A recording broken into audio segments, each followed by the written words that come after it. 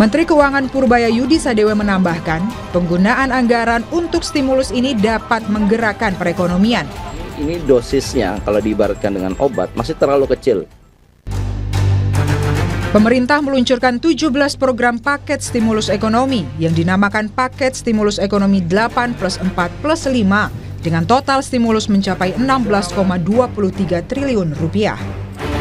Paket tersebut dibahas dalam rapat terbatas yang dipimpin langsung Presiden Prabowo dan dihadiri sejumlah jajaran kementerian terkait pada Senin lalu. Adapun sasaran utama dalam paket stimulus ini adalah untuk mendongkrak pertumbuhan ekonomi dan penciptaan lapangan kerja.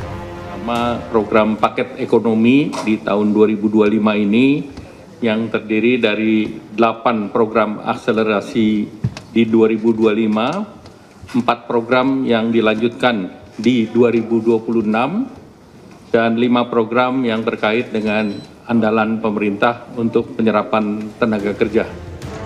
Dalam program stimulus ekonomi akan diterjunkan tim akselerasi yang akan dipimpin langsung oleh Menko Perekonomian dan Menko Pangan serta Wakil Menteri Keuangan. Menteri Keuangan Purbayayudi Sadewa menyatakan, dengan adanya tim percepatan yang mengontrol semua paket stimulus ekonomi, diharapkan dapat memperlancar program utama pemerintah. Untuk tim percepatan program pembangunan ekonomi tadi, itu pada dasarnya kita akan monitor seluruh program-program utama pemerintah atau Pak Prabowo.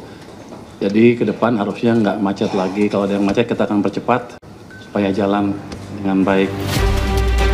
Adapun 8 program akselerasi di program 2025 diantaranya program magang bagi lulusan perguruan tinggi, lalu ada perluasan PPh 21 untuk pekerja di sektor pariwisata, kemudian ada bantuan pangan berupa beras untuk periode Oktober hingga November 2025, ada pula diskon 50% untuk pembayaran iuran BPJS Ketenagakerjaan bagi sektor transportasi online, termasuk ojek pangkalan, supir, kurir, dan logistik selama 6 bulan. Program manfaat layanan tambahan perumahan BPJS Ketenagakerjaan, program padat karya tunai Kemenhub dan Kementerian PU, lalu ada percepatan deregulasi untuk percepatan PP nomor 28 tahun 2025. Dan yang terakhir adalah program perkotaan, yakni perbaikan permukiman dan UMKM, di mana Jakarta menjadi pilot project. Kemudian untuk 4 program yang berlanjut di 2026 diantaranya perpanjangan PPh final 0,5% wajib pajak UMKM sampai 2029. Lalu perpanjangan PPh pasal 21 DTP untuk pekerja pariwisata, PPh pasal 21 DTP untuk pekerja industri padat karya, dan diskon iuran JKK dan JKM bagi bukan pekerja upah. Kemudian untuk 5 program andalan penyerapan tenaga kerja diantaranya Koperasi Desa Merah Putih, Kampung Nelayan Merah Putih, revitalisasi tambak Pantura, modernisasi kapal nelayan, dan program perkebunan rakyat. Menteri Keuangan Purbayayudi Sadewa menambahkan, penggunaan anggaran untuk stimulus ini dapat menggerakkan perekonomian tanpa memperlebar defisit APBN 2025. Sudah ada uangnya kami sediakan, bukan berarti defisit melebar, tapi saya bisa perkirakan tuh setiap tahun tuh penyerapannya berapa sih anggaran kita. Tahun lalu kan ada sisa juga, saya bisa hitung sisanya berapa. Jadi daripada sisa, tinggal 3 bulan lagi mungkin nggak kepake, saya pakai ke sana. Jadi ini hanya optimalisasi penyerapan anggaran supaya berdampak bagi perekonomian tanpa merubah defisit terlalu signifikan. Kalau PDB-nya tumbuh lebih cepat kan teksnya lebih cepat juga. Jadi mungkin dampaknya ke defisit cenderung netral to positif. Salah satu program akselerasi yaitu program magang akan diberikan kepada 20.000 penerima manfaat. Program tersebut akan memberikan uang saku setara UMP yang berlangsung selama 6 bulan.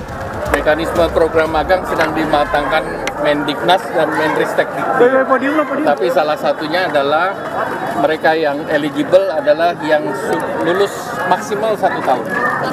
Sehingga bisa fresh graduate bisa ditangkap. Perusahaan semuanya bisa, swasta atau milik negara. Dan akan ada kerjasama link and match antara perguruan tinggi dan perusahaan-perusahaan tersebut. Kita berharap di kuartal keempat ini udah bisa mulai. Hanya di Jakarta aja atau beberapa daerah juga, Pak? Seluruh Indonesia. Seluruh Indonesia. UMP-nya berarti disesuaikan dengan sesuai dengan UMP daerah masing-masing. Ekonom sekaligus pakar kebijakan publik Universitas Pembangunan Nasional Veteran Jakarta, Ahmad Nur Hidayat menyebut, paket stimulus kali ini hanya akan memberikan efek baik hingga akhir tahun 2025 saja. Ini dosisnya kalau diibaratkan dengan obat masih terlalu kecil. Kenapa?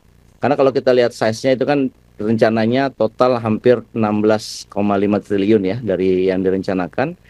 Kalau kita lihat dengan PDB, size PDB kita yang hampir 21 triliun, tentunya ini hanya 0,07% saja dari PDB.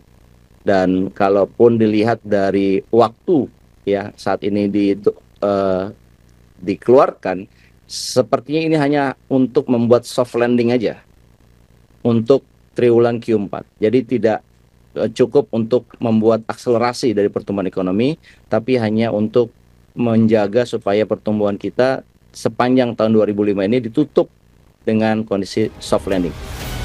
Meskipun begitu, sejumlah kalangan masyarakat menyambut baik kucuran paket stimulus ekonomi 8+4+5. Mereka berharap stimulus ekonomi ini dapat memberikan peluang lebih luas, khususnya bagi perekonomian rakyat.